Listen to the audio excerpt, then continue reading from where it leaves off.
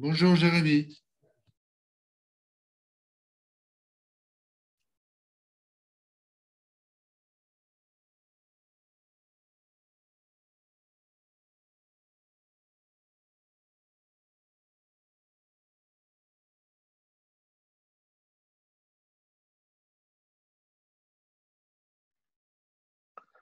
On va démarrer dans 2-3 minutes, le temps que tout le monde arrive. Vous m'entendez bien? Vous voyez bien l'écran? Tout fonctionne? Normalement, oui. Oui, oui, je vois très bien.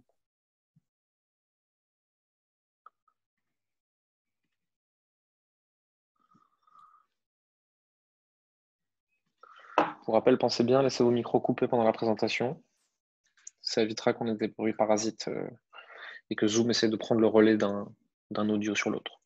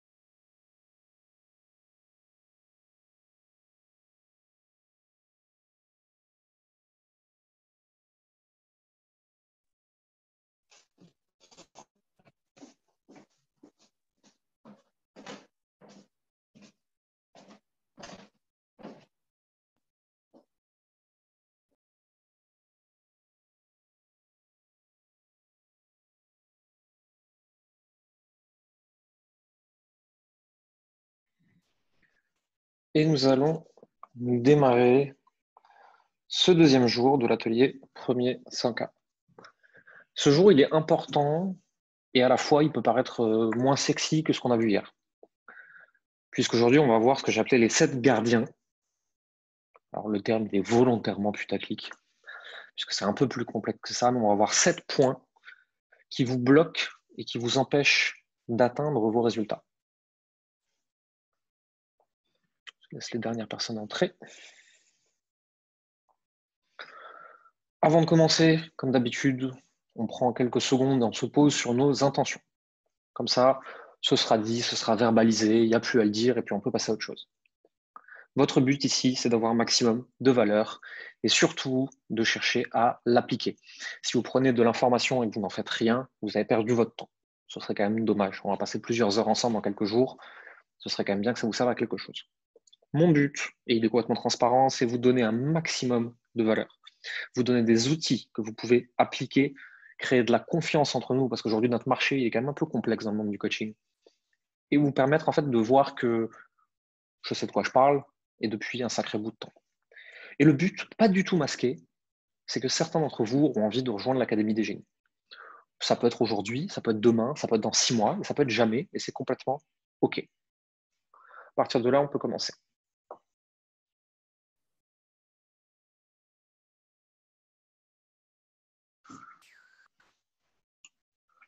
Je suis désolé si vous voyez gigoter, c'est parce que mon chien a décidé de faire absolument n'importe quoi aujourd'hui.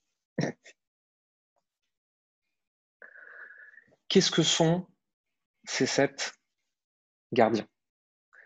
Ces 7 gardiens, c'est 7 choses qu'on va voir une après l'autre et qui vous empêchent d'avoir des résultats. Ce qui est intéressant, c'est que ce sont exactement les mêmes pour vous, pour moi, pour Jeff Bezos ou Mark Zuckerberg, pour des personnes qui font absolument rien de leur vie. On a tous ces 7 choses à regarder en nous à un moment ou à un autre et qui nous empêchent d'accéder à ce qu'on voudrait. Et c'est ces 7 choses qu'on va voir aujourd'hui ensemble. La première, c'est ce qu'on appelle les blessures. Les blessures, c'est une théorie à laquelle on adhère ou pas. Moi, j'y adhère plutôt, dans pas sa majorité, mais une grosse partie. Ça a été théorisé par une auteure qui s'appelle Lise Bourbeau et qui a écrit un livre qui s'appelle Les 5 blessures qui empêchent d'être soi.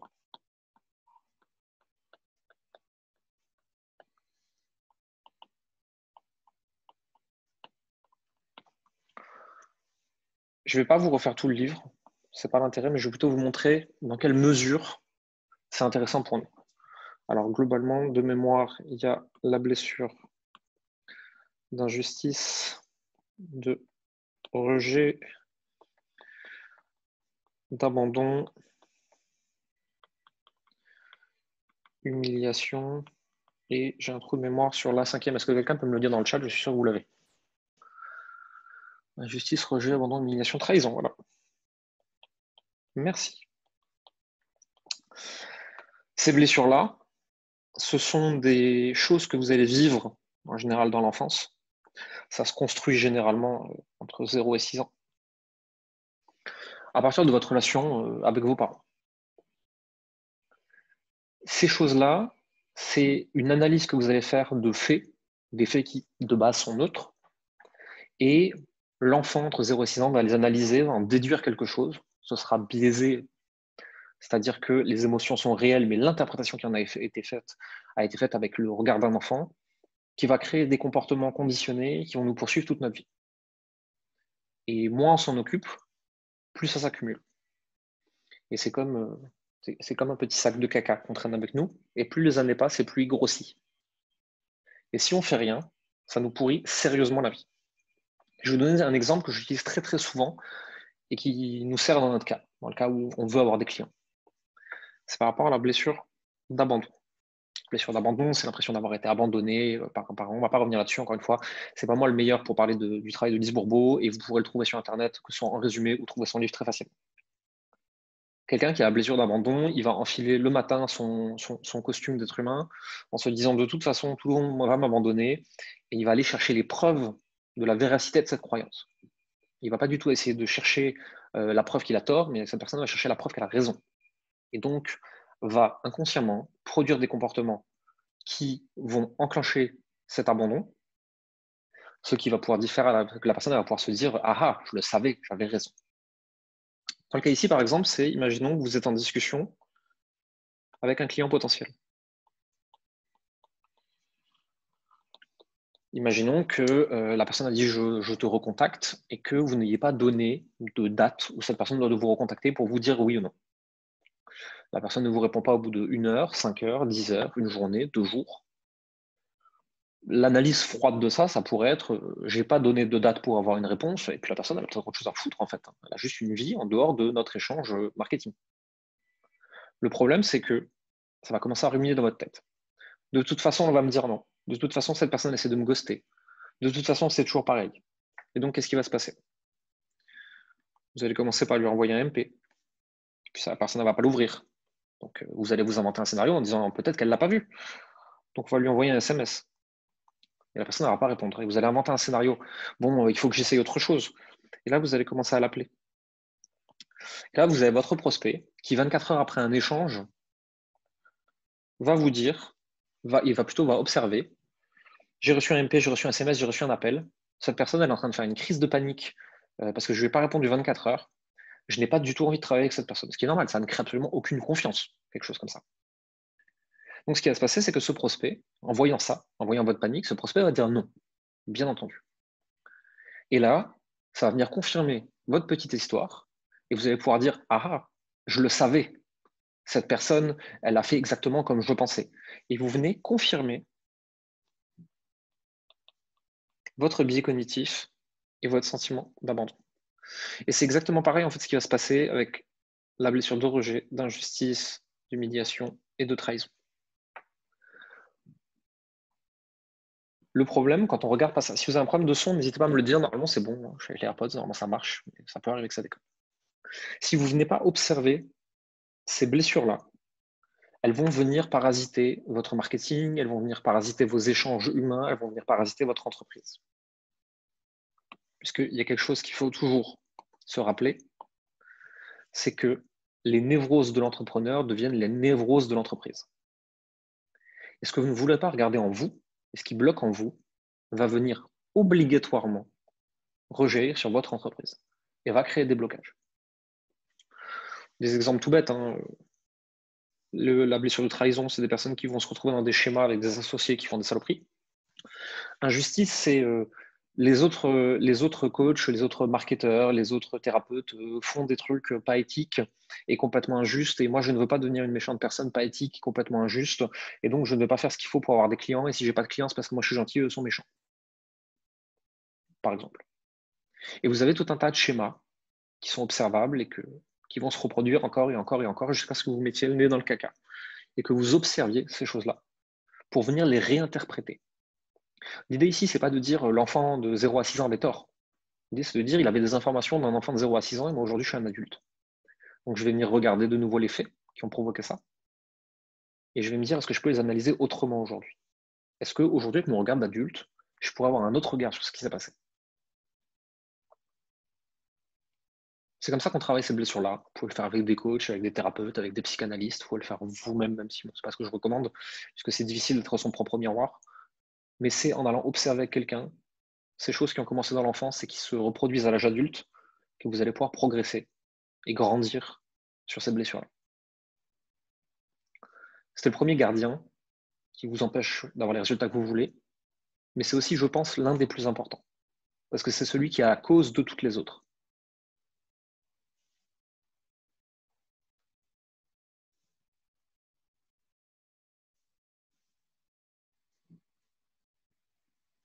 Le deuxième, je l'adore.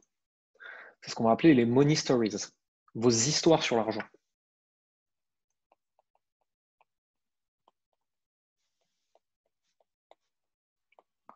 Encore quelque chose qui démarre souvent dans l'enfance, mais ce qui peut aussi continuer à l'adolescence, voire pourquoi pas à l'âge adulte. On a tous des croyances très très ancrées sur l'argent, qui viennent d'histoires qu'on a entendues encore et encore et encore et encore, en général dans l'enfance. Je vais vous donner quelques exemples.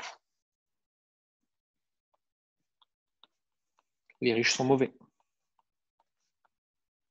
C'est des mauvaises personnes. Il faut travailler dur pour réussir.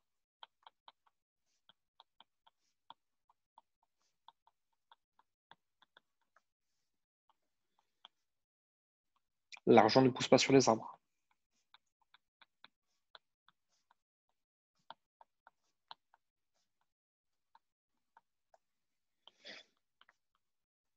L'argent te brûle les doigts. Sous-entendu, c'est une expression qui dit vous le dépensez dès que vous en avez. On parle aussi de quelqu'un qui a un vrai panier percé.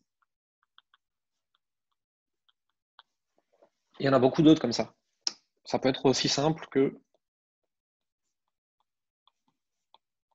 Je ne sais pas gagner de l'argent.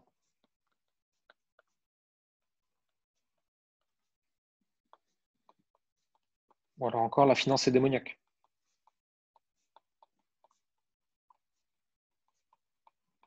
Toutes ces choses-là, en fait, sont ni totalement vraies, ni totalement fausses. Mais quand on se les répète, on ancre des schémas dans l'inconscient. Si les riches sont mauvais, je vais obligatoirement devenir une mauvaise personne si j'ai de l'argent. Donc mon inconscient, qui ne veut pas que je sois une mauvaise personne, va tout faire pour m'empêcher d'avoir de l'argent. Ça peut être aussi toute votre famille qui a dit toute votre vie que les riches sont des mauvaises personnes.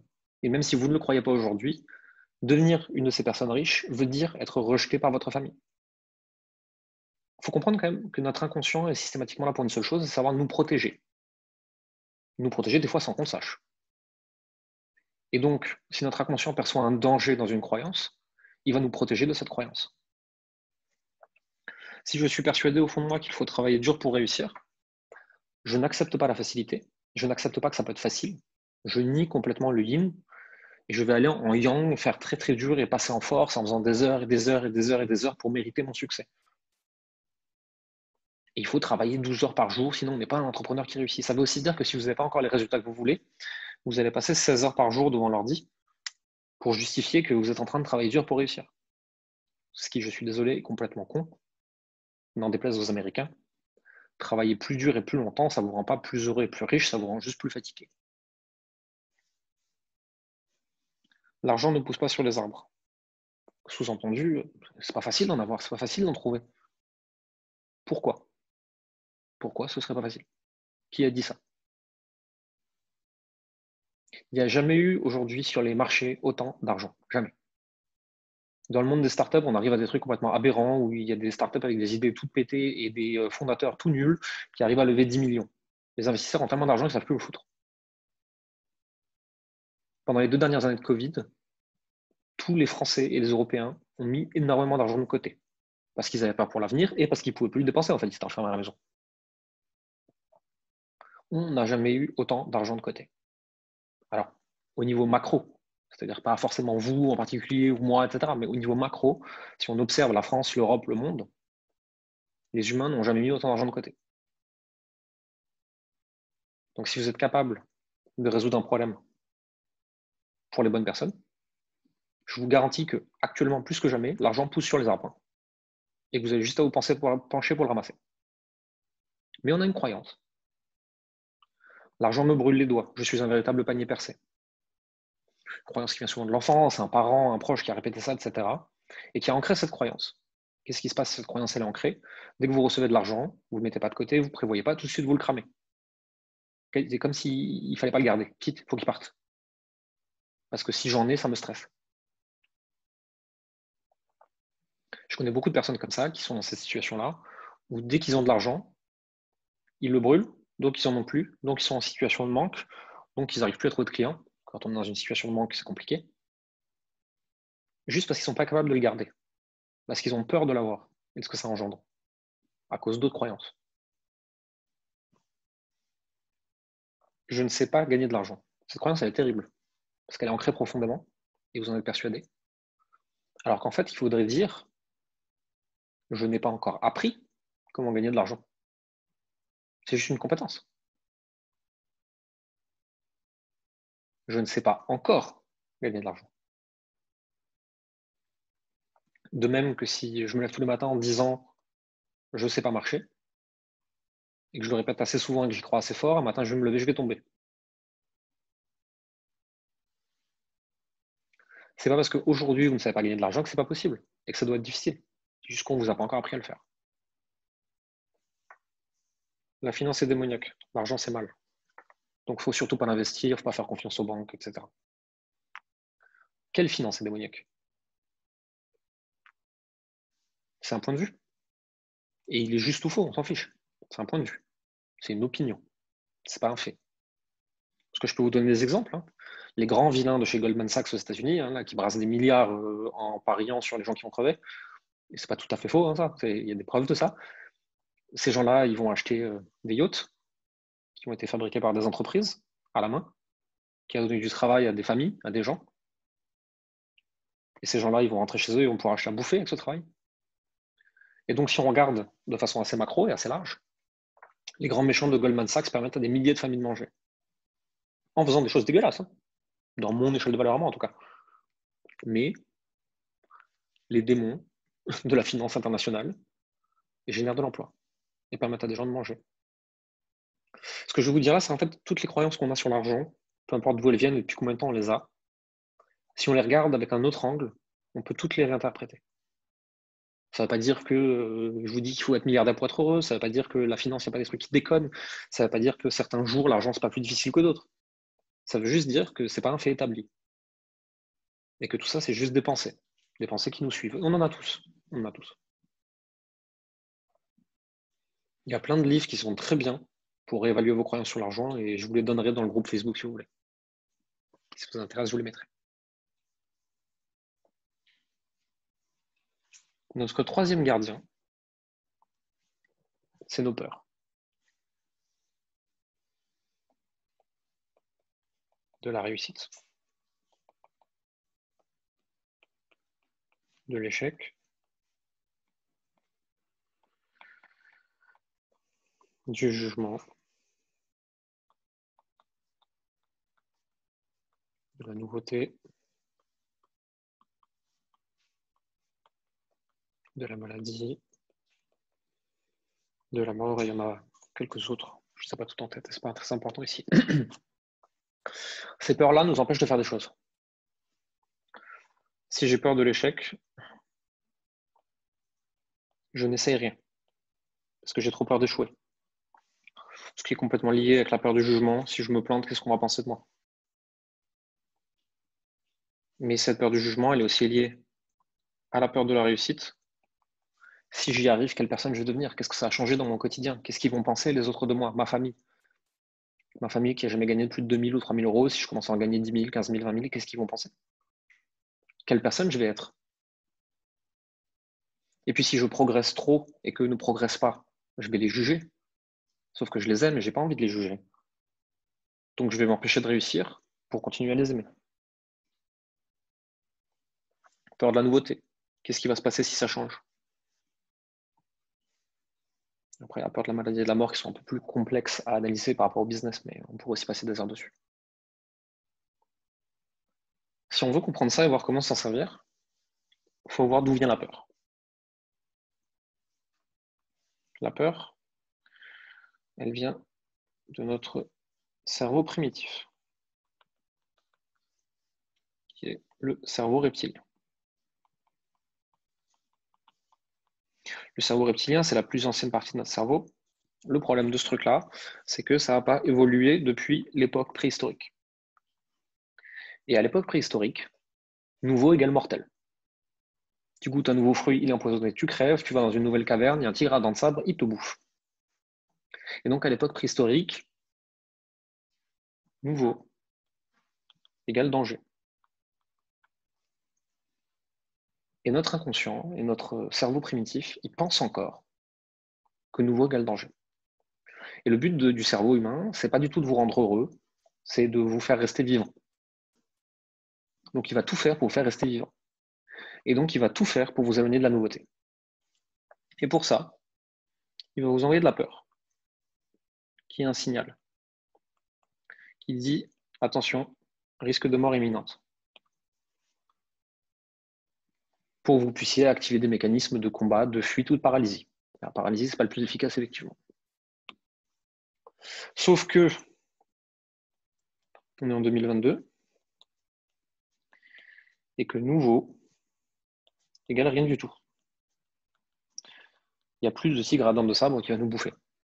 A priori pas. Il y a des chiens un peu chelous sur le pays, mais c'est pas parce qu'on va dans le mauvais buisson qu'ils vont essayer de nous manger. Et donc, en fait, il va falloir réinterpréter.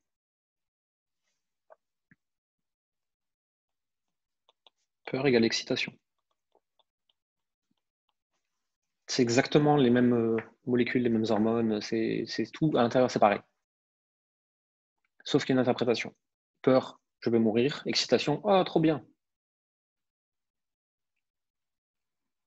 Si vous êtes capable d'analyser, de recabler vos peurs, et de comprendre d'où elles viennent et ce qu'elles viennent vous dire, parce qu'une peur vient nous donner une information, c'est un signal. Hein.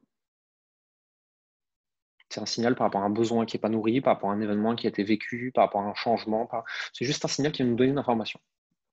À nous de faire pas remonter cette information du cerveau reptilien vers le cerveau limbique, qui est capable de produire les émotions et de comprendre les émotions. Et donc, il y a un peu plus que combat-fuite entre le cerveau limbique, et de faire encore plus remonter vers le néocortex, qui est la partie la plus récente du cerveau, qui, elle, est capable de produire des raisonnements. Et c'est comme ça qu'on met en lumière les peurs, et qu'on peut les réinterpréter. Puisque quand on parle de recabler son cerveau, de reconnecter l'univers, l'inconscient, prenez l'explication que vous voulez, on s'en fout, c'est le résultat est le même. On parle juste d'une réinterprétation. Aujourd'hui, avec mes nouvelles connaissances, comment je peux réinterpréter des anciens faits pour les analyser d'une façon différente et me libérer d'un poids et produire de nouveaux résultats.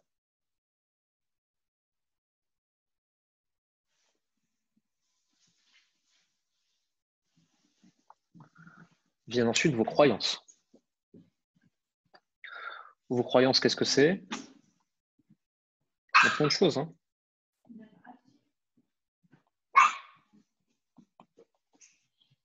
Il faut vendre au téléphone.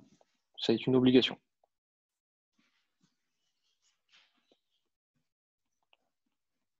Vendre cher, c'est mal.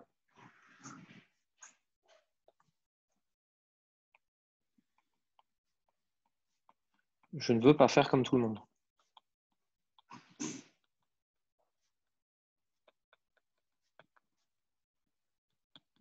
On pourrait continuer comme ça des heures. Des croyances viennent d'aujourd'hui d'une explication quelconque, peu importe. Mais c'est surtout que il faut toujours se demander pourquoi. Et on va même aller plus loin que ça. On va se demander pourquoi. On va le faire 7 fois.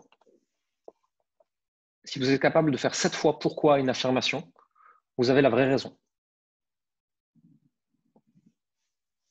Imaginons, vendre cher, c'est mal. Pourquoi? Disons que c'est escroquer les gens. Pourquoi?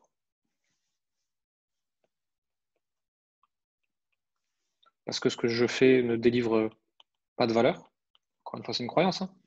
Et parce que les gens n'ont pas d'argent.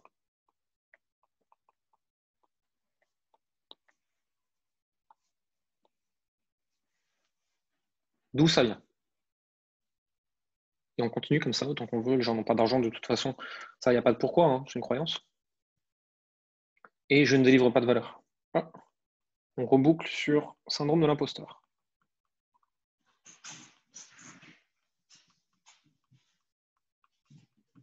Pourquoi est-ce que je pense que je ne délivre pas de valeur? Parce que mes clients n'ont pas des résultats spectaculaires. Là, en général, ma question d'après, c'est combien tu as de clients? 2. OK. Donc, tu as 2 personnes qui n'ont pas eu des résultats spectaculaires du niveau de Bill Gates. Et donc, tu as remonté la chaîne et tu es arrivé à vendre cher, c'est mal. Exactement de la même façon que quand on dit à quelqu'un j'ai tout essayé, en général, on a essayé 2 trucs sur les 1000 possibles. Le prochain qui me dit j'ai tout essayé, ça ne marche pas, je veux la preuve par écrit qu'il a essayé 999 choses différentes. Là, il pourra me dire j'ai tout essayé.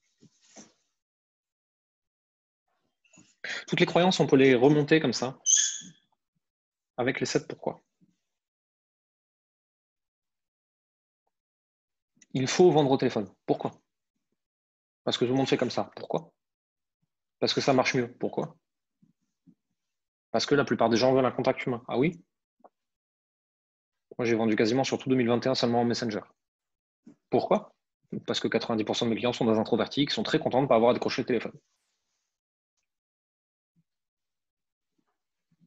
Je ne veux pas faire comme tout le monde. Pourquoi? Parce que je ne suis plus unique dans ce cas-là. Ah bon? Qui a dit ça? Regardez les entreprises qui se pérennisent aujourd'hui sur le marché. Est-ce qu'elles ont réinventé la roue? Ou est-ce qu'elles ont pris un problème qui existait déjà, que d'autres entreprises essaient déjà de résoudre, et qu'elles l'ont mieux fait, ou pour un marché plus précis, ou d'une façon différente?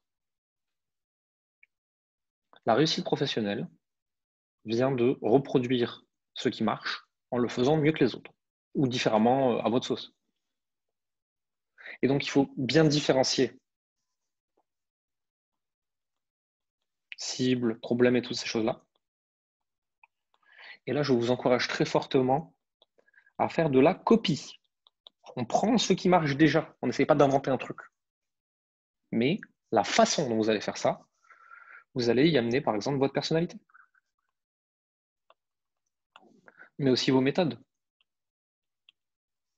vos connaissances, votre expérience. Et c'est ça qui va vous rendre unique. Et c'est pas du tout parce que le voisin invente le truc que vous n'avez pas le droit de le vendre en fait. S'il y a 25 personnes qui vendent la même chose, ça veut dire qu'il y a un marché.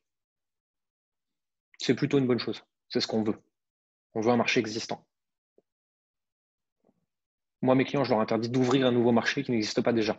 Parce que quand on est entrepreneur pour la première fois, c'est une très mauvaise idée. Extrêmement casse-gueule.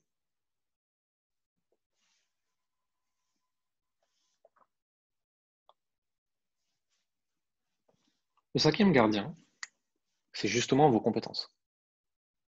Et parlons-en de ce syndrome de l'imposteur. Il y a beaucoup de choses dans le syndrome de l'imposteur. Il y a effectivement vos croyances, l'impression que vous êtes nul et que tous les autres sont meilleurs que vous. Et il y a un conseil que je donne des fois et qui ne plaît pas. Il ne plaît pas du tout ce conseil-là. On dit ouais, j'ai un syndrome de l'imposteur, etc. Sois meilleur. Sois juste meilleur.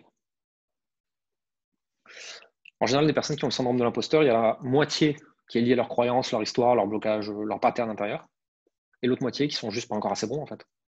Et c'est ok, hein, c'est pas grave, on démarre tous quelque part, on peut tous s'améliorer, on n'est pas tous obligés d'être parfaits.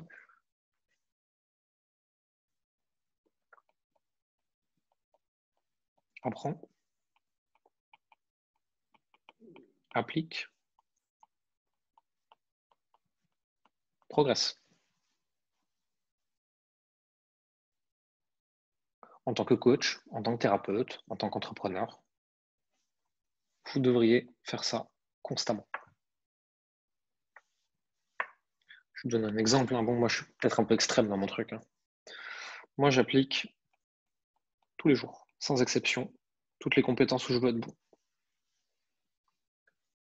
Je lis en moyenne un livre par semaine. J'écoute un livre audio. Et je lis des articles. Je regarde des vidéos sur les sujets qui m'intéressent tous les jours.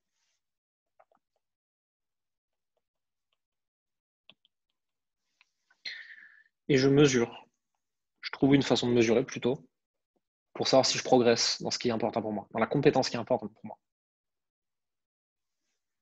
À une époque, pour moi, ça a été le copywriting, donc l'écriture de vente. Ça a été le marketing.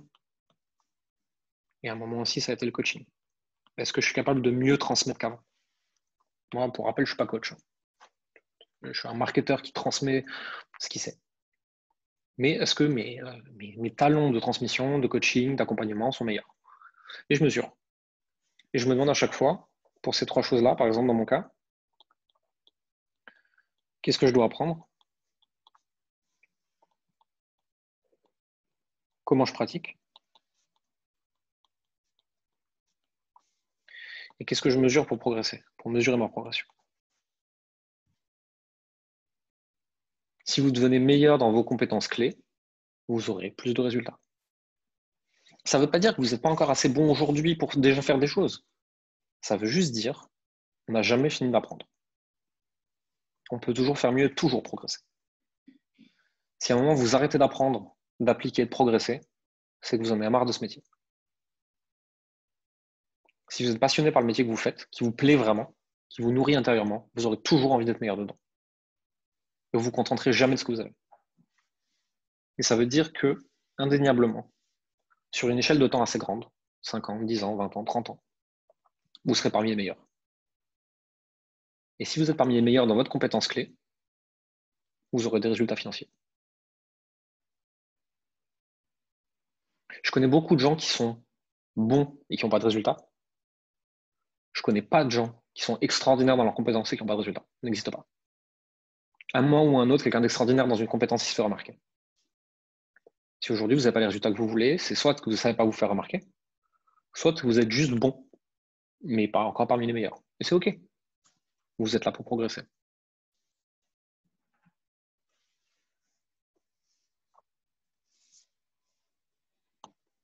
Ça, c'est un sujet compliqué, numéro 6. La vision et la mission. Alors, moi, j'ai un point de vue un peu particulier là-dessus. Vous êtes libre d'y adhérer ou pas. Moi, je considère que cette histoire de mission de vie d'humain, là, c'est des conneries. Et que vous n'avez pas de mission divine sur Terre de sauver les bébés phoques, parce que bizarrement, 100% des êtres humains que je rencontre, leur mission, c'est de sauver l'humanité, de faire des trucs ouf. Donc, c'est-à-dire qu'on est 7 milliards sur Terre et 7 milliards ont une mission trop cool. Il n'y en a personne dont la mission, c'est de ramasser le caca d'à côté. C'est toujours une mission de ouf. C'est comme toutes les personnes qui se réincarnent et qui ont des souvenirs de leur ancienne vie. C'était tous des rois et des reines. Il n'y a personne qui s'est réincarné d'un paysan. Jamais. J'attends que quelqu'un me dise un jour, moi je me suis réincarné, je me souviens de mon ancienne vie, j'étais un cafard. Et bizarrement, dans la réincarnation, on est tous des anciens rois et reines, et des anciens seigneurs, et des trucs. Voilà. Donc la mission de vie, tout le monde a une mission extraordinaire. Moi, je pense que la mission de l'humain, c'est d'expérimenter son humanité. Et donc, en fait, que ta mission, c'est de vivre. C'est déjà un sacré bordel. C'est déjà pas mal du tout, je trouve. Par contre, attention, il y a ce qu'on appelle la mission de votre entreprise. Et ça, oui, ça, d'accord. Votre entreprise a une mission. Elle a une raison d'exister. Même si vous êtes tout seul dans votre entreprise, ce n'est pas le sujet. Qui vous aidez? À faire quoi? Pourquoi? Quand est-ce que vous avez réussi? Quand est-ce que vous arrêtez? Là, d'accord. Là, il y a moins de stress. Ma mission d'humain, je peux me détendre, c'est juste de vivre. Maintenant, je vais me donner une mission avec cette entreprise. Je vais faire des choses. La vision, pour moi, c'est un peu pareil.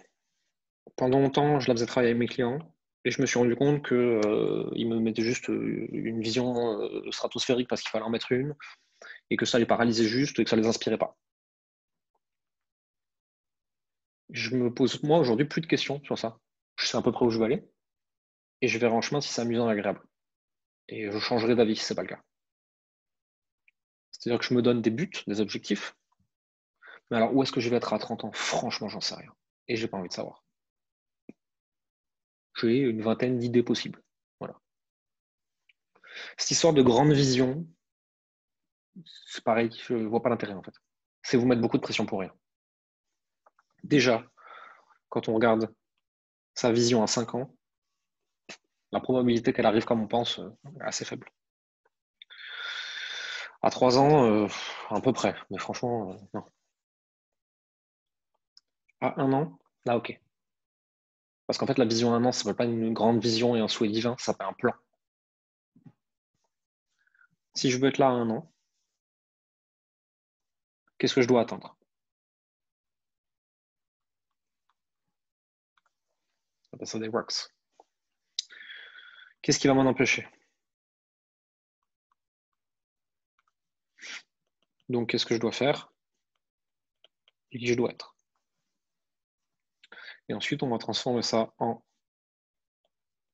4 trimestres. Et chaque trimestre, ça va être un plan de 90 jours. Voilà. C'est comme ça qu'on matérialise une vision à 1 an. Ceux qui ont pris le jour 4, c'est ça qu'on verra ensemble, plus en détail. Et là, on ne s'emmerde pas avec toutes ces histoires de grandes visions et de missions divines. Levez-vous le matin et demandez-vous à quel jeu vous voulez jouer.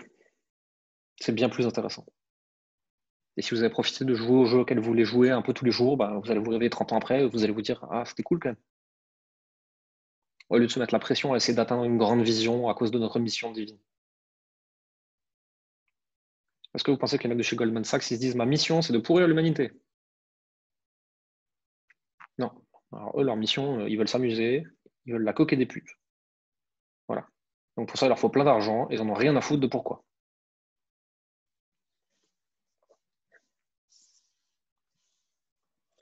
Et enfin, il y a notre dernier gardien, votre mindset. Alors mindset aujourd'hui, ça veut tout dire et rien dire, puisqu'il y a beaucoup de gens qui s'en servent en disant si t'as pas les résultats que tu veux, c'est ton mindset. On se calme. C'est pas aussi simple. Votre mindset, c'est donc votre état d'esprit. Il regroupe bien évidemment les 6 points précédents, mais pas que. Quel est votre état d'esprit, imaginons, face à l'adversité? Et donc, demandez-vous quel est votre mindset qui comprend les 6 points précédents face à l'adversité.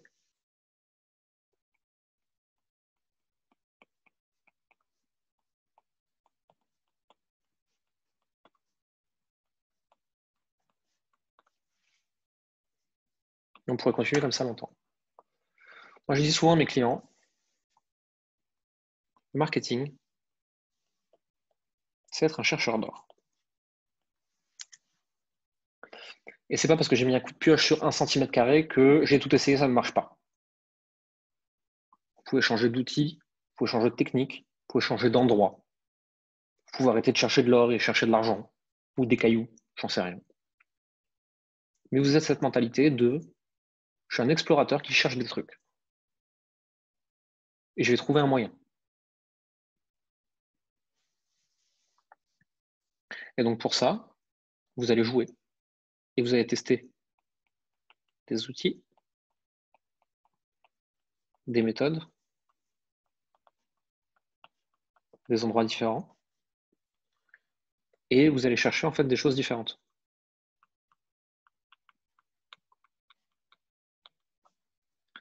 Et c'est ce chemin-là, ce chemin d'exploration, qui va vous amener, grâce à votre mindset, à avoir les résultats que vous voulez.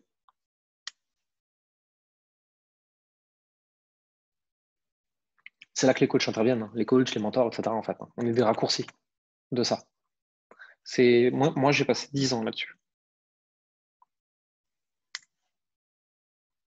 Si vous me ressemblez et que vous voulez ce que j'ai, je vais vous dire voici tout ce qui ne marche pas.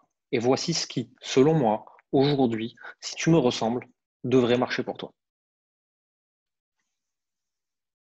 Et donc je vais transformer 10 ans en, je sais pas moi, 3 à 12 mois. On dépend des gens, ça dépend de plein de choses. Juste pour valeur illustrative ici. C'est pour ça qu'on prend des coachs, c'est pour ça qu'on prend des mentors, c'est pour ça qu'on prend des formations, c'est pour ça que tout ça. C'est pour gagner du temps sur tout ce travail de recherche de ce qui nous plaît et de ce qui marche. Mais tant que vous êtes dans cet état d'esprit de recherche, c'est facile. Puisque c'est un jeu. Et le but, c'est de jouer.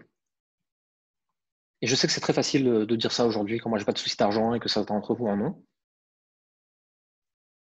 Mais la finalité reste le jeu. Et plus vous vous amusez, plus vous avez cette mentalité de chercheur d'or, plus vous aurez de résultats financiers. C'est chiant, je sais, puisque en fait, quand on a une insécurité financière, on perd 10 points de QI. Points de QI qui auraient été bien pratiques pour récupérer des sous. Hein.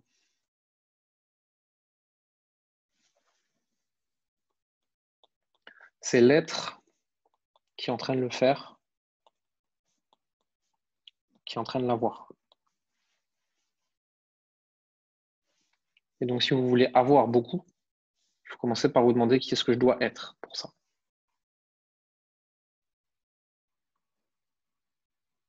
Ça demande aussi de se détacher en partie de la notion d'identité. Moi, tout ce que je croyais être Jérémy il y a encore un an, il ne reste pas grand-chose.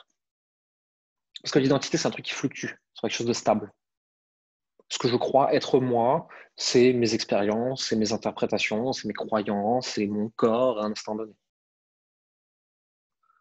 J'aime beaucoup une phrase d'un vieil indien qui est sûrement très connu et que vous connaissez peut-être tous ici, qui s'appelle Sadhguru et qui dit dans ses méditations « Je ne suis pas cet esprit, je ne suis pas ce corps non plus ». Parce que votre esprit, c'est vos pensées évoluent, donc vous n'êtes pas votre esprit. Et votre corps, il évolue aussi, donc vous n'êtes pas votre corps. Pratique. Après, il reste la question qui suis-je. C'est un autre bordel, on ne va pas commencer ça ici. C'est pas un séminaire de développement spirituel. Et moi-même, je cherche. Je vous appelle quand j'ai trouvé. Mais l'entrepreneur que je suis n'est pas mon identité. Le coach que je suis n'est pas mon identité. Les résultats que j'ai n'est pas mon identité. Ce que je crois aujourd'hui n'est pas mon identité. Et tout ce qu'on a vu pendant ces 7 points aujourd'hui n'est pas mon identité. Je suis, c'est ce qui reste quand on a enlevé tout ça. Alors là, il y en a qui sont amusés à essayer de le peser, ça. Alors bon.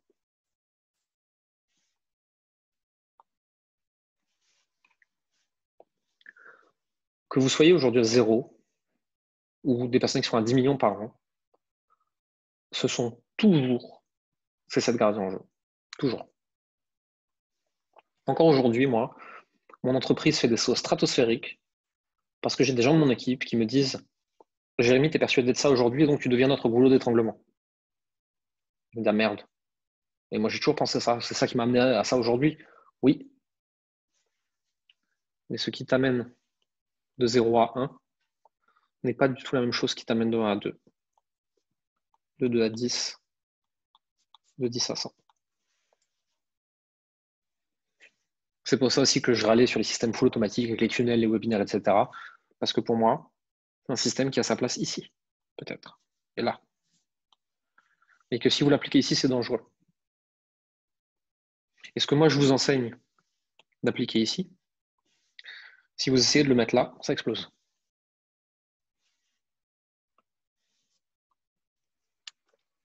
Chaque croyance a sa place à un endroit, et chaque système a sa place à un endroit. L'important, c'est de trouver le bon endroit pour vous. Et le bon endroit aligné avec ce que vous voulez faire.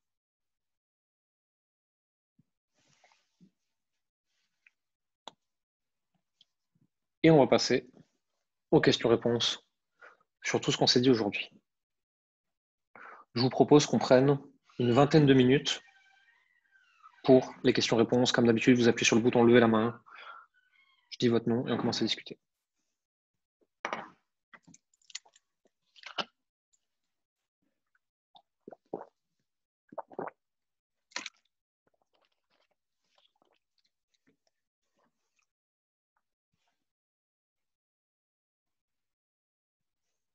Tout de suite, il y a moins de questions.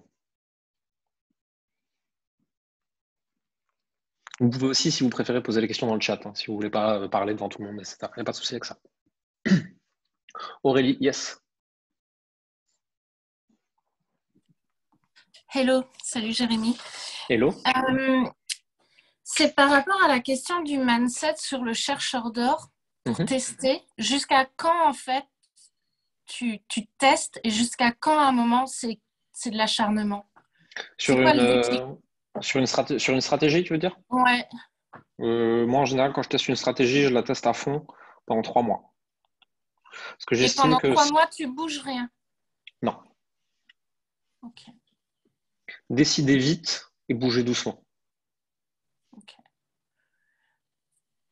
Ça m'amène à une autre question. Quand tu décides vite et que ça va très vite dans ton cerveau, dans tout ce qui pourrait être fait, comment tu fais pour justement ne pas bouger ou bouger doucement? Comment tu fais pour calmer à un moment tout ce... C'est même pas du bouillon intellectuel, c'est toutes les idées qui fluctuent et qui te permettraient d'avoir des avancées. J'ai un projet stable et j'ai 10% créatif où je fais absolument n'importe quoi, n'importe comment et je fais juste en sorte qu'il n'y ait pas de connexion entre ces deux-là. Moi, par exemple, quand j'ai envie de faire n'importe quoi, je vais lancer un podcast, je vais aller sur un réseau social où l'entreprise n'est pas présente. Et je vais surtout, en fait, quand on a lancé un test sur quelque chose, je ne le dégomme pas, tant qu'on n'a pas les résultats de ce test. Donc, il faut se donner un espace créatif où tu peux faire n'importe quoi et laisser parler ta créativité, mais qui ne puisse pas avoir d'influence négative sur ton projet principal et sur le chemin que tu es en train de tester. Ok. Et donc, c'est quoi les critères qui te permettent de ton chemin que tu testes, de réorienter ta trajectoire comme un avion, en fait, en fonction du vent et tout, de faire en sorte qu'il aille quand même à destination? Quand on teste quelque chose, on définit ce qu'on appelle des KPI, donc Key Performance Indicator, donc des indicateurs de mesure. Et on se dit, quand on lance quelque chose, succès égal, moyen égal, échec égal. Et on va là définir à partir de nos KPI, pour savoir qu'est-ce qu'on mesure, qu'est-ce qu'on observe. Est-ce qu'au bout de 3 mois, où est-ce qu'on est? Et qu'est-ce qu'on décide à partir de ce moment-là? Okay. Je vais te donner un exemple. En septembre, j'ai lancé l'atelier 0 à 100. Ce qui m'intéressait, c'est combien j'ai de clients à 7 jours qui prennent cet atelier, combien j'ai de clients à 30 jours et à 90 jours. Et j'ai plus les chiffres en tête, hein, je ne me souviens plus, mais imaginons que, je sais pas, moi j'en voulais 5 là, 10 là, 10 là. Et ça, c'était le scénario parfait. Et donc, en fait, au bout de 90 jours, je regarde, est-ce que j'ai eu 25 clients? Oui, non. Est-ce que j'en ai eu 15? Oui, non. Est-ce que j'en ai eu moins que 5? Oui, non. Ok, j'en ai eu moins de 5, c'est un échec. Cette stratégie n'était pas bonne. Pourquoi? Et donc, je vais aller mesurer d'autres choses pour comprendre. Et je vais tester une nouvelle façon de faire. Ok, c'est ça qui te permet de déterminer si tu améliores ton produit ou si tu l'annules et si tu crées quelque chose d'autre, en fait. Ouais. Globalement, c'est ce qu'on a vu hier. En fait, il y a des chiffres, tu vois, des indicateurs, etc. Et en fonction de ces indicateurs-là, on sait où ça coince. Ok. Cool.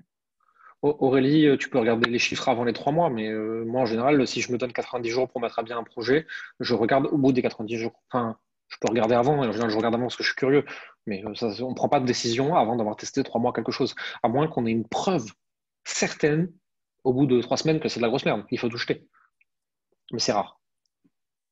Ok. Non, mais c'est cool parce que moi, souvent, je suis sur un truc encore plus limité, ce qui fait que je fais que de changer en permanence.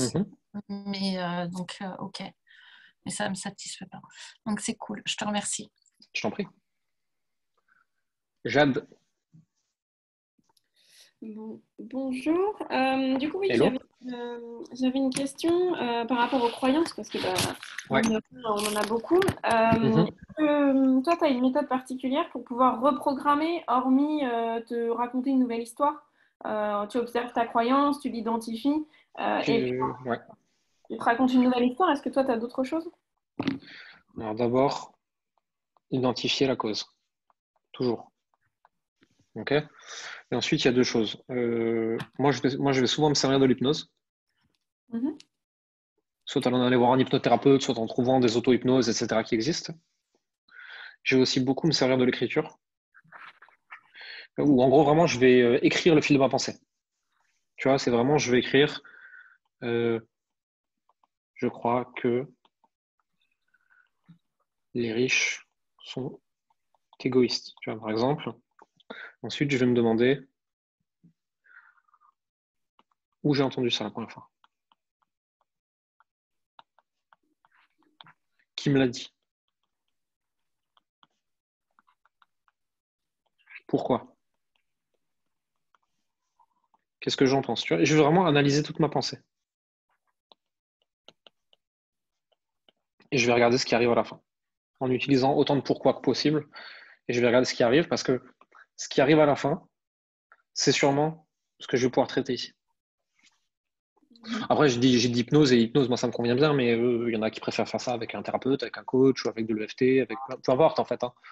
Il y a différentes façons de faire. Moi, c'est l'hypnose qui fonctionne le mieux pour moi. Mais en fait, c'est vraiment aller... Alors moi, c'est par l'écriture, mais ça pourrait être d'autres façons. Ça pourrait être en discutant avec quelqu'un, trouver la croyance originelle et venir la retravailler avec un outil thérapeutique de travail des croyances. L'hypnose, mais il y a la PNL, la thérapie, la psychanalyse. Il y a plein de choses différentes, en fait. Hein. Le coaching. Voilà. Merci. Je t'en prie.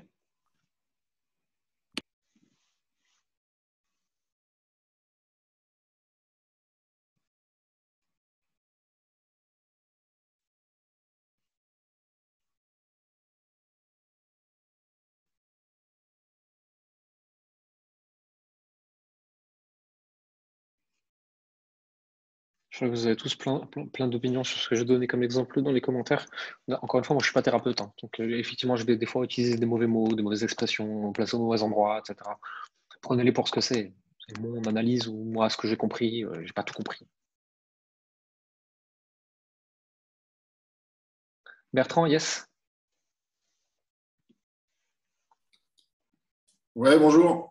Du coup, j'avais une question complètement en lien avec le sujet d'aujourd'hui. Est-ce que tu penses que c'est un atout ou un risque de proposer directement dans mon accompagnement une notion de développement personnel, sachant que c'est un accompagnement qui est essentiellement technique sur l'amélioration du quotidien dans l'artisan, par exemple. Voilà. C'était ma question. Ok. Il y a deux choses ici. Il y a ceux qui veulent acheter et il y a ceux dont ils ont besoin.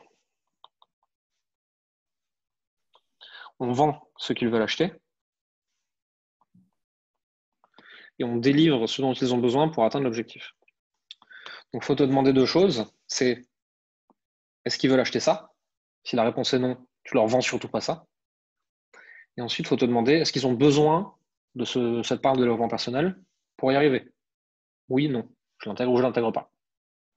S'ils ne veulent pas l'acheter et qu'en plus ils n'en ont pas particulièrement besoin pour réussir, ça veut dire que tu le fais que pour toi. Le client, il s'en fout de ce que tu fais pour toi. Le client, il veut savoir ce que tu fais pour lui. Ok.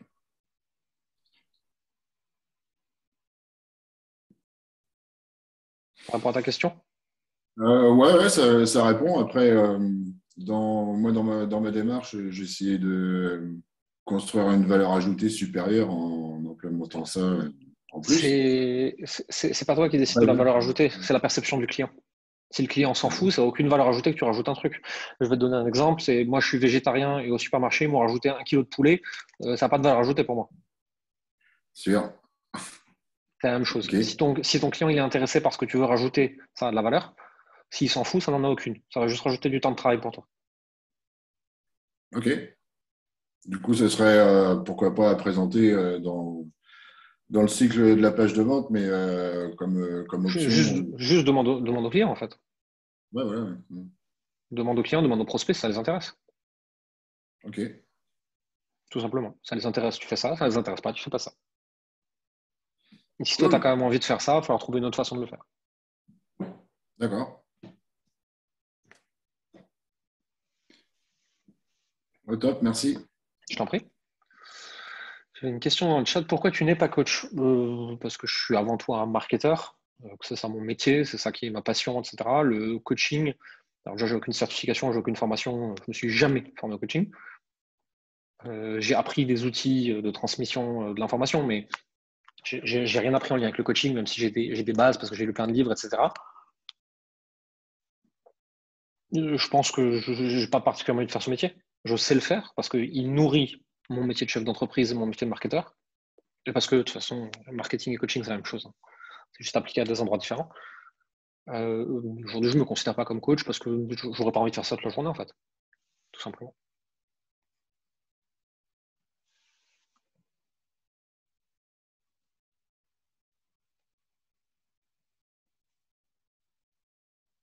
Si vous avez d'autres questions, c'est le moment. Il y a toujours moins de questions quand on parle de mindset. Prendre la parole, ça veut dire se dévoiler. Et que c'est plus facile de se dévoiler ses problèmes stratégiques que ses problèmes intérieurs. Et c'est tout à fait OK, c'est tout à fait normal. Il n'y a pas de jugement vis-à-vis de ça. C'est pour ça que je vous encourage, si vous n'avez pas envie de prendre la parole, à mettre des trucs dans le chat, n'hésitez pas. Si vous n'avez pas envie de les mettre dans le chat devant tout le monde, normalement, il y a un bouton pour m'envoyer un message juste à moi. Dans ce cas-là, j'anonymiserai votre question et je la traiterai, si besoin. Et maintenant que j'ai dit ça, je vais attendre 1 minute parce que, à mon avis, ça pourrait vous plaire.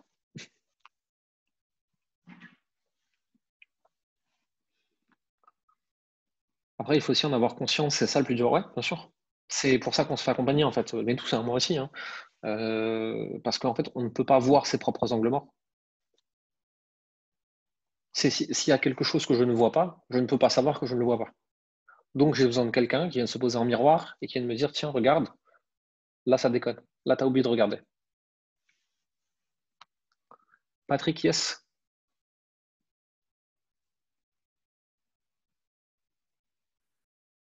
J'avais oublié de mettre le micro. Ben, tu vois, moi, j'ai pas de questions, mais plutôt, tu disais qu'on pouvait se confier. Mhm. Tu as justement donné l'exemple de ce que j'ai, le syndrome de l'imposteur. Mhm. Parce qu'évidemment, bon, je crois que tu me connais, j'ai énormément d'expérience. Ouais. J'achète énormément de formations, j'ai énormément de bonnes idées, mais je ne les mets pas en place parce que j'ai peur qu'elles ne marchent pas. Qu'est-ce qui se passe si elle ne marche pas? Eh ben, j'ai suivi ton jeu de questions, là, hein, parce qu'en fait, tu as pris exactement le cas où j'étais. Et en fait, Mhm.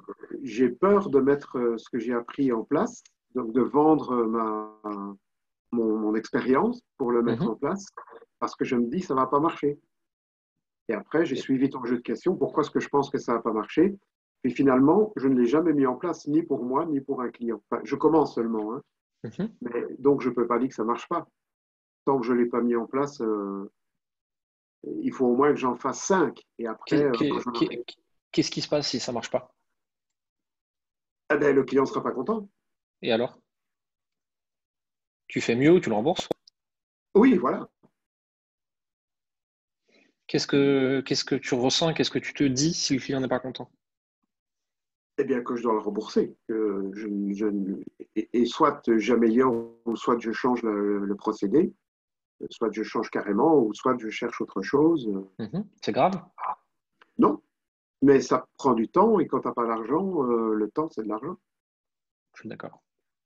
Quand tu as les finances, Si tu veux pas avoir à rembourser un client parce que c'est trop difficile pour toi, tu te fais payer que le résultat. C'est risqué, mais ça enlève le problème. oui, ou bien le faire gratuitement, ou alors une somme très basse pour les Pas 5 gratuit. premiers clients, par exemple. Pas gratuit. Non, gratuit, non, hein. À minima, si c'est une personne influente contre un témoignage, à la rigueur au résultat, à la rigueur avec des conditions de paiement, etc., etc. Mais arrêtez de travailler gratuitement. Ça ne vous sert pas. Non, non, Tous. gratuitement, je ne le ferai pas, mais un montant très très bas, juste un certain nombre de clients pour vérifier que en fait, tout se passe bien. Et alors après, on peut augmenter tout doucement ses prix selon les résultats qu'on obtient pour les suivants, hein. Mhm. Ça, c'est un truc qui me plaisait bien. Faire payer 2500 balles à un client sur un essai que je ne suis même pas sûr moi-même que ça va fonctionner pour lui, ça me gêne. Il y a plein de façons de faire, hein. Je suis en train de t'en mettre là. Euh,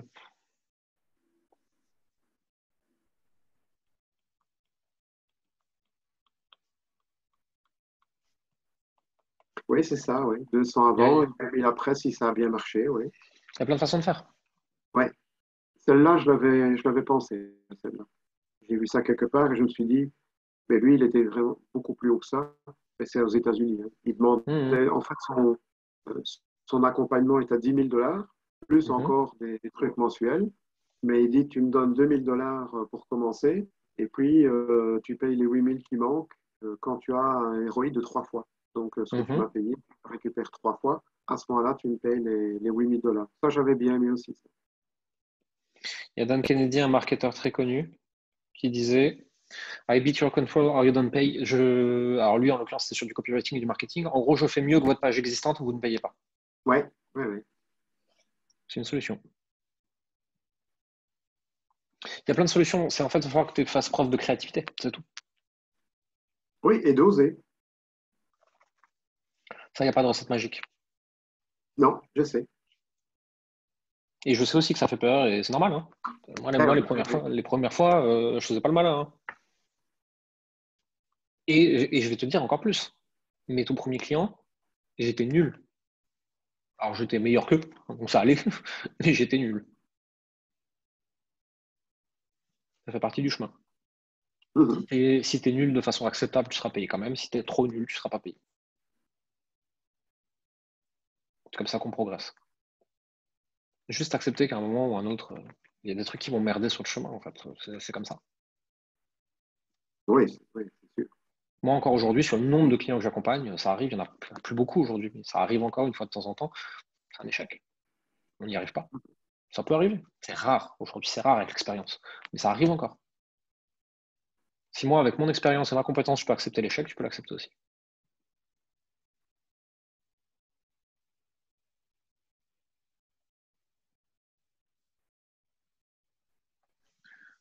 Mais basta là-dessus déjà. Ça va peut-être simplifier la vie. Ouais. Merci. Je t'en prie. Je vais regarder un peu tout ce qui se passe dans le chat.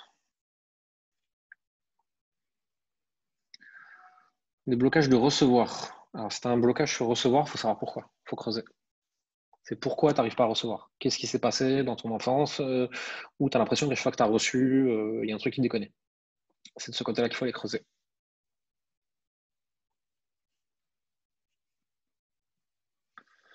Steph, les différents systèmes selon l'endroit où on en est, je peux revenir dessus, mais en fait, il n'y a pas de bonne réponse avec ça. Pour moi, c'est ce que j'appelle le 0 à 1. Tu fais de l'organique ou de la prospection. Le 1 à 10 en général, tu vas faire de l'organique et de l'hybride. Et 10 à 100, en fait, on s'en fout, c'est quelle est la bonne stratégie de croissance pour toi. Mais si je ne suis pas venu vous dire ça précisément, c'est parce qu'en fait, il n'y a pas de réponse toute faite.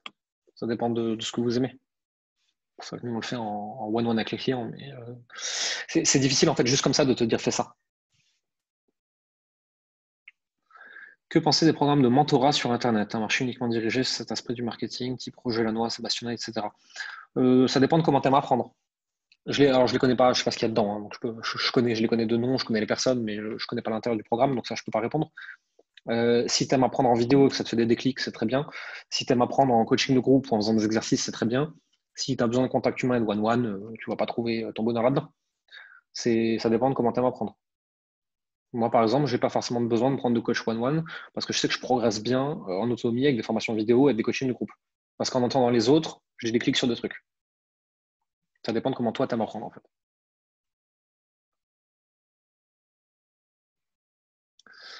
Comment s'y prendre pour comprendre ce qu'attend son client cible sans sombrer dans la pure spéculation? Lui demander ce qu'il a acheté, pourquoi il l'a acheté, qu'est-ce qu'il veut, qu'est-ce qu'il désire, etc.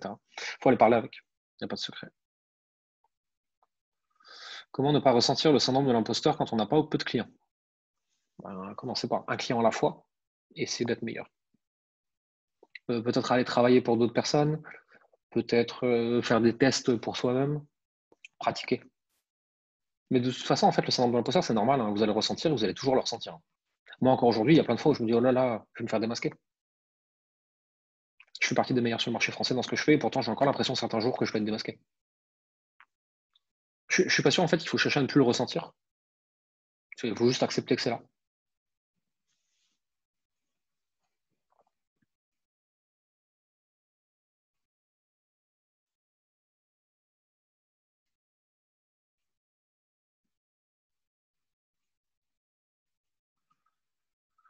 Concernant la présentation d'hier, si vous avez des questions, je vous invite à les mettre sur le groupe Facebook dans le post d'hier. Ça nous permettra de ne pas tout mélanger. Nadia? Oui, salut Jérémy. Hello. Merci encore pour cette présentation hyper intéressante. Moi, je me rends compte que, alors je ne sais pas si ça fait partie des 7 gardiens ou pas, mais ce qui me bloque le plus aujourd'hui, c'est pas le mindset, la vision, les compétences, etc. J'ai énormément travaillé sur tout ça, je suis déterminée. C'est l'analyse de ma propre expérience de vie. C'est-à-dire qu'il y a plein de choses que j'ai dépassées, mais j'arrive pas à identifier qu'est-ce que j'ai mis en pratique, qu'est-ce qui a fait que ça a fonctionné pour pouvoir le partager aux autres. En fait, c'est juste comme si tout simplement, à un certain moment de ma vie, l'inconfort avait été tel que c'était juste de l'insoumission à la souffrance, quoi, point, qui avait été le moteur. Mais voilà, j'ai... Mais c'est très bien, c'est une bonne réponse parce qu'en fait, c'est comme ça qu'on bouge. C'est quand la douleur devient plus forte que le coût de l'action qu'on bouge. J'ai raconté cette histoire dans plusieurs ateliers gratuits. C'est un commercial qui va voir un fermier et le fermier il est assis sous son porche. Il y a son vieux chien qui est assis et qui est en train de hurler. Et le mec il lui demande mais pourquoi il hurle votre chien comme ça? Qu'est-ce qu'il a un problème et tout? Le mec il dit non, il est assis sur un clou, c'est pour ça. Et pourquoi il bouge pas? Parce qu'il n'a pas encore assez mal. L'humain agit de la même façon. En fait, si tu veux, regarde, ton niveau de douleur, il est de 1 à 10. Et la douleur de l'action, elle est de 1 à 10. Tant que ton niveau de douleur n'est pas supérieur à la douleur de l'action, tu n'agis pas. Et ça, tu peux en Mais bon, parler? c'est pas suffisant à transmettre aux gens. Tu vois, tu peux pas faire tout un accompagnement là-dessus, quoi. Si? Comment t'as fait pour changer quelque chose? Ben, justement, c'est de l'analyse de moi-même, de mes Liste. comportements. Liste tout. Papier, stylo. Ouais.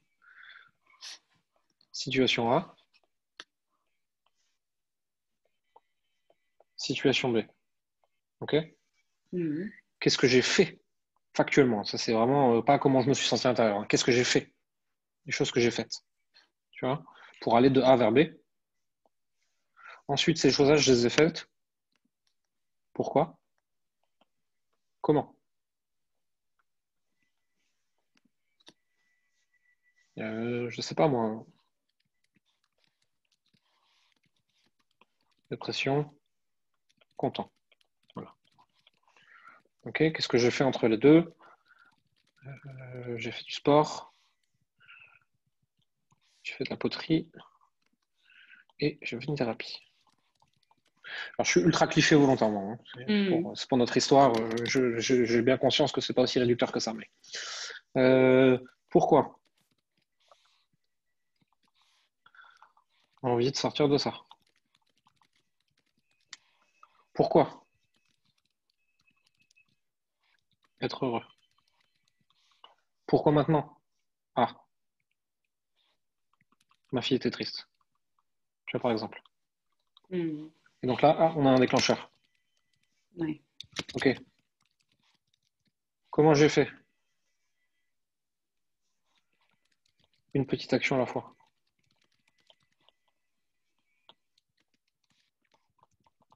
Par quoi j'ai commencé? Et ainsi de suite. Et c'est comme ça que tu analyses en fait. Ouais, ok. Et avec ça, tu arrives à avoir des réponses bien plus précises sur comment tu as fait pour dépasser ce que tu as dépassé. Mais après, tu peux aussi demander à quelqu'un de t'aider en fait, hein. Tu prends quelqu'un qui t'a confiance, que ce soit un professionnel ou pas. Tu lui dis, je suis passé de là à là, j'ai besoin que tu creuses dans ce que je suis en train de te raconter pour qu'on arrive à te déterrer. Ouais. Oui, je pense que l'accompagnement, c'est essentiel. Ouais, après, c'est pas obligé d'être avec un professionnel, hein. Ça pourrait être un ami très très proche qui a un peu de curiosité en lui et qui va te poser les questions et t'aider à te les poser. Ouais. Et oui, bien sûr, ça ira toujours plus vite qu'un professionnel, mais c'est pas une obligation. Merci. Je t'en prie. Pot de cire. J'espère que je prononce bien. Ouais, je vois pas ma tête là, je sais pas à quoi on ressemble. Non, ça va. Ça va. J'ai une question. J'ai eu pas mal de déclics récemment. Honnêtement, tes vidéos, ton univers, ton honnêteté radicale, vraiment, je kiffe. Merci. Et je voulais savoir comment je peux ralentir mon rythme de mes journées. J'ai l'impression de bosser 16 heures, d'être tout le temps, même 18 heures plus. Même le soir, d'avoir tout d'être dans un. Comme si j'accouchais d'un coup. Est-ce qu'il y a des manières de ralentir ça, une croyance derrière? Je pense que je vais m'y mettre. Avoir d'autres activités stimulantes qui n'ont rien à voir avec ton boulot. À venir concurrencer, quoi. Voilà. Les faire voir des gens que tu aimes bien, sortir sur ton téléphone, faire du sport, lire un livre qui n'a rien à voir avec le business. En fait, c'est t'investir dans des activités qui n'ont rien à voir avec le business. C'est très dur, hein. Moi, en tout cas, je n'y arrive quasiment pas. Donc, je te dis ça, je connais la théorie. Si tu veux. Moi, je suis ultra passionné de marketing, de business, d'entrepreneuriat et tout. Donc, c'est mon obsession, nuit et jour. Mais j'essaie quand même de trouver des petits moments où je fais autre chose, quoi. Ok, ouais, donc il n'y a pas de. Ouais, je voulais entendre ça. Après, il faut aussi te demander est-ce que ça me pourrit la vie ou pas? Est-ce que ça nuit à quelque chose dans ma vie ou pas? Parce qu'en fait, l'excitation, l'adrénaline est fait d'être à fond tout le temps. Si ça nuit à aucun pan de ta vie qui est important pour toi, en fait, franchement, on s'en fout, hein. Tu as le droit d'être un obsessionnel de ton truc, hein, si ça te fait pas chier.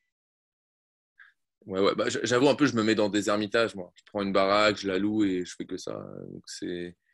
Trouve des gens marrants et intéressants pour faire la même chose avec toi dans la baraque. Ouais, petite résidence et tout. Ok. Ça se fait, hein. Après, je pense que naturellement, si tu explores d'autres activités, tu vas en trouver d'autres qui t'intéressent et il y a des jours où tu n'auras pas envie de bosser parce que tu auras envie de faire l'autre activité. Ouais. Puis en plus, ça me déconnecte des gens, en vrai. Alors, moi, je fais ça pour les gens et du coup, je me déconnecte pour être encore plus. Tu vois, je me dis un paradoxe. Ok, vas-y. Mais vraiment, c'est chercher des choses qui t'intéressent, en fait. À part ton activité. Quand tu trouves d'autres centres d'intérêt, naturellement, ça va venir s'équilibrer, en fait. Ouais. En même temps, je suis tellement content. Je suis tellement heureux de ça. Mais J'ai du mal à retrouver une dope aussi forte que ce que je. Mais il n'y en a pas. Pour le coup, en l'occurrence, c'est pas la partie de ma vie dont je suis plus fier, mais je connais quand même 2-3 trucs. Et l'entrepreneuriat et l'adrénaline autour du business, c'est un truc. Quand on est addict à ça et qu'on aime ça, c'est un truc, c'est assez puissant. Parce que c'est un jeu permanent en fait. Il y a des shoots de dopamine toute la journée avec les extrêmes inverses aussi. Hein. Les hauts sont très forts et les bas sont très durs. C'est pour ça que c'est aussi addictif comme activité et que autant d'entrepreneurs sont autant obsessionnels. C'est pour ça que c'est important de faire aussi un petit peu d'autres choses à côté. Mais je pense que cette notion d'équilibre de vie, elle à mettre entre guillemets, en fait, je pense plutôt que tu navigues d'un déséquilibre à l'autre et aujourd'hui dans ta vie, c'est le business, c'est ça qui prend le plus de place. Demain, ça sera peut-être autre chose. Et c'est à toi de décider. Ouais. Non, mais j'ai peur de me coincer dans l'image d'un père ou d'un gars qui est trop voilà, faut que sur ces projets, pas assez ouvert, pas assez d'empathie et tout ça. Moi, j'ai peur. C'est mettre de la conscience sur l'ami, le conjoint, le père que tu veux être et mettre les actions en place dans ce cas-là pour cette personne-là. Ouais, limite, je vais rouvrir d'autres projets pour être. Ok, merci. Je t'en prie. Dernière question, Aurélie. Ouais, ça rejoint un petit peu, mais dans l'autre sens, c'est comment tu gères l'impatience quand tu n'as pas les résultats tout de suite et que à un moment, en fait, ça peut te mettre en down. Comment tu gères ce truc de certitude et de foi que tu traces ta route, tu continues et que ça va arriver, en fait. C'est tomber amoureux du process. Aimer ce que tu fais au quotidien. Ok. C'est pas évident. Hein. Moi, je dois atteindre certains résultats, tu vois. Et en même temps, vous parler là comme je suis aujourd'hui, écrire des contenus, parler à mes nouveaux clients, voir les membres de mon équipe se développer et grandir, c'est ultra cool pour moi. En fait, si je peux continuer à faire ça tous les jours, je m'éclate. Et donc, ouais, je suis pas encore là où mon ego il veut aller, mais mon quotidien il est cool, il est agréable, j'aime le métier que je fais. Donc, si je prends du plaisir aujourd'hui, demain est moins important. Alors, ça, c'est la théorie. Bon, il y a plein de jours où je n'y arrive pas. Hein. Il y a plein de jours où je me dis, je dois être à tel endroit, je n'ai pas content. Et encore une fois, pareil, comme avec le syndrome de l'imposteur, il y a certaines émotions, certains sentiments, il ne faut pas essayer de les enlever, il faut juste accepter qu'ils soient là.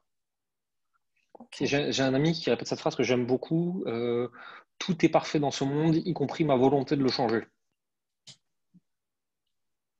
Ok, ouais. C'est accepter en fait ce qui est là et ce que tu veux. Tu vois, c'est de dire par exemple, je sais pas moi, je veux 100K. C'est complètement un objectif qui est lié à mon ego. C'est OK. C'est OK de le vouloir et de tout faire pour. Et c'est OK que je ne l'ai pas encore. C'est-à-dire que ça ne veut pas dire que parce que ça vient de mon ego, je ne dois pas me battre pour l'avoir. Mais ça veut aussi dire que j'ai le droit de moins me stresser, quoi. Parce qu'en fait, la vérité, c'est que tout objectif, toute envie va être éclipsé par la suivante une fois que tu l'auras. Crois-moi, il n'y a vraiment aucun palier qui change ta vie, en vrai. Tu changes de problème, tu changes d'obsession, tu changes de problématique, de plein de choses, mais ça ne va pas changer ta vie. C'est une interview entre Neil Strauss, qui est un auteur américain, et je crois que c'était Lionel Richie, je ne sais plus. Et en gros, il lui disait ça fait quoi d'avoir réussi dans la vie, quoi. L'autre, il lui disait en haut de la montagne du succès, il n'y a que toi et tous les efforts que tu as fait pour en arriver là. Il n'y a rien. Tu atteins 50K, il ne se passe rien. Tu atteins 100K, il ne se passe rien. Tu atteins 1 million, il ne se passe rien. Tu atteins 10 millions, il ne se passe rien. Il n'y a rien de spécial qui se passe, quoi. Ok. Donc, plus j'aime le process, en fait, plus je kiffe ma vie comme elle est. Ouais. Et plus, en fait, peu importe les résultats, ça ne dit rien de moi. Et en fait, ça me permet, en fait, de rester focus sur ce que j'ai envie et de défocuser sur les résultats, quoi. Exactement. Okay, et ça peut aussi te donner de très bons indicateurs sur la croissance de ton entreprise et à quel moment tu vas t'arrêter. À savoir, je ne sais pas moi, jusqu'à 100 000, mon métier c'est ça. Cool, j'aime bien. Tiens, je veux passer à 250 000, mais ça va me demander de faire ça, telle chose. Est-ce que j'aime? Est-ce que ça va me plaire comme métier? C'est pour ça que moi j'ai beaucoup dit aux gens, on vous vend tous d'aller faire 1 million, mais pour faire 1 million, voici le rôle que vous allez avoir dans votre entreprise. Je ne suis pas sûr que vous aimiez ça. Quand tu veux faire 1 million, 5 millions, tu passes beaucoup moins de temps, par exemple, à parler aux clients et à t'occuper d'eux. Ouais. Donc pour quelqu'un qui est coach, qui est thérapeute et qui veut passer le plus clair de son temps à accompagner les gens, à moins de recruter des directeurs, des machins, des trucs. Moi, aujourd'hui, je coach plus autant que quand je faisais 50 000. Okay. Et moi, c'est OK pour moi, parce que moi, je suis un fan de marketing et le coaching, l'accompagnement vient juste après. Donc moi, c'est OK pour moi dans mes choix de vie. Mais demande-toi, en fait, qu'est-ce que j'aime dans ce métier? Qu'est-ce que je veux faire plus? Et quelles sont les actions que je dois mettre en place pour maximiser ce que j'aime faire?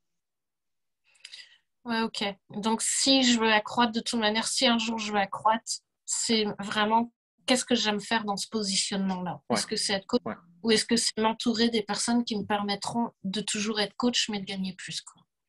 Complètement. Moi, très vite, j'ai recruté des coachs dans mon équipe. Parce que je savais que je voulais passer plus de temps sur le marketing que sur le coaching. Mais quand ils m'ont dit coach plus du tout, je fais pas d'accord. Je veux encore le faire, mais moins. Pour pouvoir passer plus de temps sur ce que j'aime plus. Okay. Et quand tu fais au quotidien profondément ce que tu aimes et tout le temps, c'est moins difficile émotionnellement de ne pas avoir les résultats tout de suite que tu aimerais avoir. Puisque le matin, tu te lèves et tu t'éclates. Et tu n'es plus en fait le matin en train de te lever et d'être dans la frustration de ne pas avoir atteint ton objectif et de devoir te battre pour l'atteindre. Tu es dans la joie du métier que tu vas faire aujourd'hui. Mais ça, je le ressens hein, depuis que je te suis et que tu vois que j'ai mis en place ma petite routine pour faire mes posts et tout. Tu vois, ça, en fait, j'adore. Et donc, je sens que je suis moins frustrée que ce que je pouvais l'être avant, en fait. Donc, plus tu fais des choses que tu aimes, moins tu auras de frustration. Ok. Super. Ben, merci beaucoup. Je t'en prie. C'était la dernière question pour aujourd'hui. On se retrouve demain pour la troisième partie, qui est une partie un peu particulière, puisqu'on va créer un business de A à Z tous ensemble. Et je vais beaucoup vous solliciter pour que vous participiez. Et vraiment, on va partir du tout début, où on va choisir carrément le marché. Jusqu'au moment où on va créer la stratégie de contenu, l'offre, comment on récupère les premiers clients, etc. Qu'est-ce qu'on met dans l'offre, etc. On va vraiment prendre 1 heure à 1h30 pour créer un business de A à Z tous ensemble. Donc, je vous invite vivement à être là. En général, c'est quand je fais ça, c'est la deuxième fois que je le fais. Et la première fois, ça avait secoué les gens. Donc, j'ai hâte de vous voir demain. Dans une dizaine de minutes, je vous enverrai bien sûr le replay, les slides, etc. Et puis pour le reste, si vous avez la moindre question, on se voit dans le groupe pendant le reste de la journée. Bye bye.